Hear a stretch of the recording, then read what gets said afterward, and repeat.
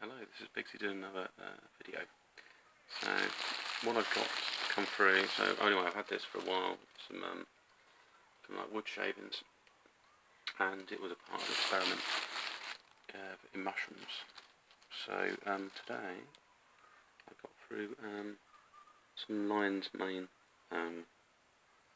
syringe. I got that from Etsy.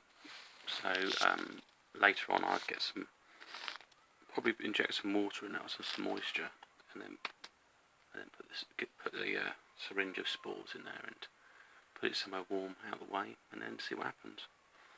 So that should be good. To other thoughts, I think you've got to be careful if you do anything that invokes fairies and things like that, because they might pick up negative ones. I'm not too sure. I had one who said it would make a deal, basically.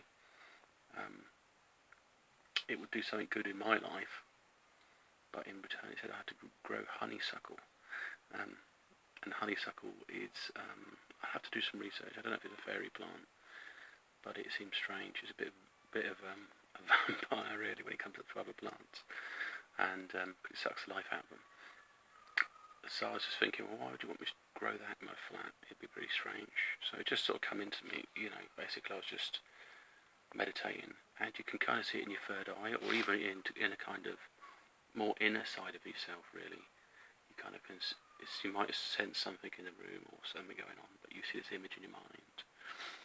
I had some other entity last night. I was just laid in bed with my eyes closed, and then I could see this sort of dark image, sort of something moved across. It was short. It was fairly short, and I said, "Look, you don't have to fear me," because it kind of like moved in slowly. And they might have done some healing on me. It was interesting as well, because I felt this sort of thing touch my chest, and I had a problem on my chest, so it just sort of like touched. I could feel it just in that spot, and then it seemed to get that sensation to go away, and there was something on my leg as well. So I thought, well, but I was laid on top of my covers for a bit, and then I went underneath them and sort of kept warm. Anything else? Just other thoughts. I was thinking about the no contact. I think it's different if you want friendship. You might be waiting 6 months, a year, depending on what you're looking for. Basically, you've got to be your normal self again. Have no feelings. So, I mean, at the moment for myself, I'm more myself than I've been for months. So it's carefree, independent, not bothered by anything, that sort of thing. It's a lot better, because when you're in that other mode, you're kind of needy.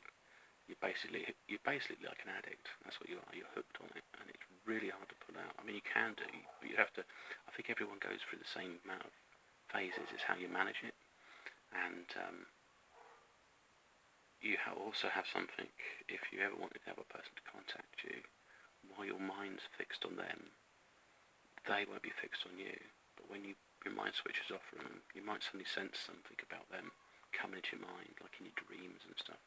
Because it could be they've started to think about you, because there was a kind of connection at some level that's changed, and at a spiritual level, because while we've got physical bodies, we also got our spiritual bodies as well, and I think they interact differently.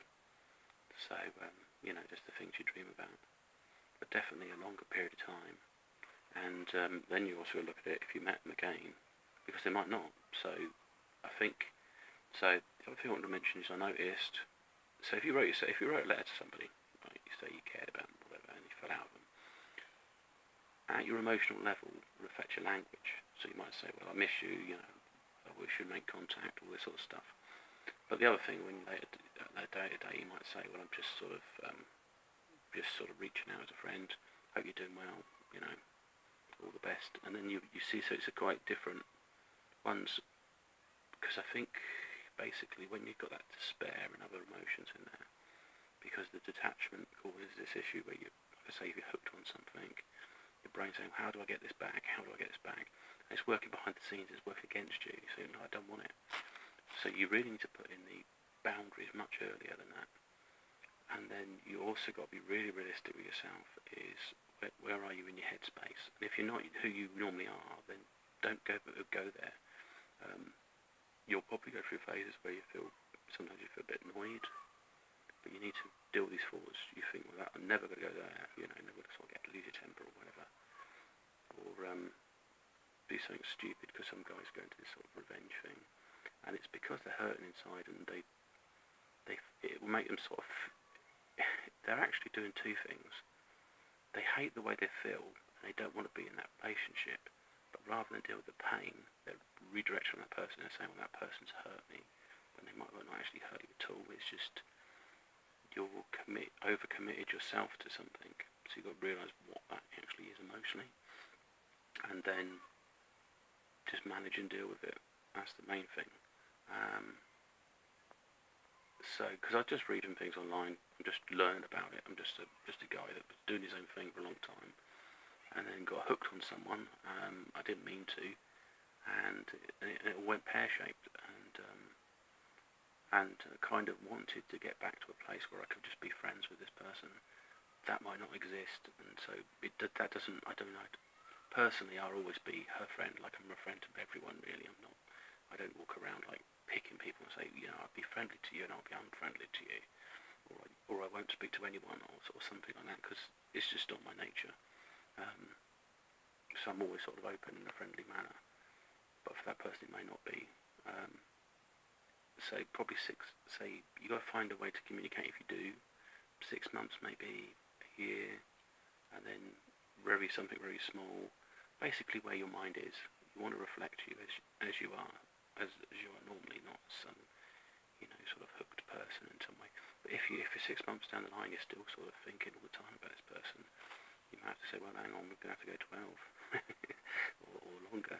Or you might have to say to yourself, you would end up, you'd always slip back into the old pattern. So you've got to create this new person, not necessarily change completely who you are, but you've got to make yourself more stronger, more resilient. You have to look at, was the person toxic in any way? Did the person make you feel or act in a certain way? Did they manipulate you indirectly? They might have not done it without realising. I mean, there's a lot of stuff I've learned. Like, sometimes you get people kind of flirt to get what they want, and it's men's psychology. Just like you have to say, I'm only joking. They don't get it. They don't get it. Or how people like to, how femininity is perceived by men. I mean, normally it's okay. It's usually they're quite, they kind of have a good. If you've got a good relationship with your mother, then you understand how it works. But there's also a part of you, when you start feeling something else for someone, you start filtering out the other information, and you only see it as, like if they wear a nice dress, it's not because they're feeling confident or they're happy today or they've had some good news or something. You may think, well, they're wearing this dress because I think they're trying to send me a message or something stupid like that. It doesn't always work out really like that. Or the reverse, it could be a guy who dresses in a particular way or wears an aftershave or whatever makes you think he's into you. So it can vary quite a bit, but definitely. And then also you've got to look at, when you do make contact, what are you looking for from this person?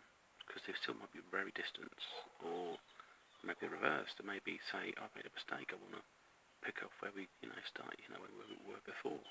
It could be that they are on a rebound.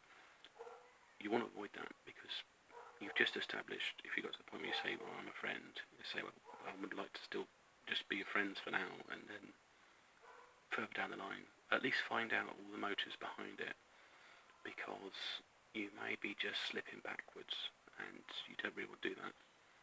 And like I say, you need to be sure where you're going with your life and what you want. So set new goals and priorities in place. I mean, for myself, I've got some other projects I've got to look at. I've got some Hawaiian baby woodrow. I've got loads of seeds coming. I don't know if I can actually grow them indoors. It'd be quite interesting to grow a plant on it. But it's a creeper, so that's a bit of an issue. I've got Caffi Indulis, or cat, and that's a hardy plant, so I can probably grow that pretty much anywhere once it's established.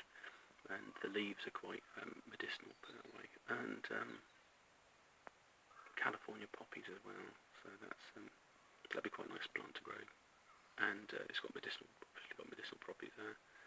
Like it's quite close to its other poppy relatives, but they say it's probably a bit more like marijuana or something like that. The way it's that kind of sedative sort of effect.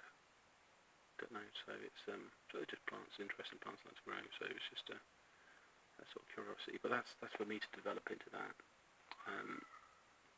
So go back to what I was saying. Then you've got to look at the format, how you like to try to communicate. So like I say, just drop that one message out. You may decide to move away from things. I mean, digital methods don't always work. I mean, if you're on Facebook or something, maybe, how you doing? I hope you're doing all right. And then leave it. And if you don't get any feedback, then, don't worry about it. Or, but for things, just thinking back, emails, and I haven't had any emails. They start off good, but they've always been toxic. They've always never worked out. And text messages are a bit weird as well, because the person's not there, so you can't see the response to the person. And it sends men mad, because they don't send mad, it just sends them a little bit, because they're like, is this person, for the female, it's probably great, because then they can tell how patient it is, how it responds. There's an anticipation, and that's important, but men seem to just, basically, they want to win the race, so they just want to get to the finishing line, and they don't want to engage in, they don't see it as it's a part of this social interaction, stroke game, or whatever we do, a dance. It's a social dance of some kind of communication, and so that's difficult as well, because what do? Do you condition yourself to respond in a particular way? But then the woman had to realise that the guy underneath is still that guy underneath. He's just smart enough to actually find a way to play the game better. Basically, he still may have a certain controlling need. He may want communication. The big problem is, once you enter into that relationship with this person, his old habits will come back, because he basically, it was a strategy in order to get to a certain position. And I mean, it's the same for women. I mean, the same when I was in my previous marriage. I met somebody, and a lot of it she put on a mask, but the other person came back out later on down the years, and it was just a lot of work. And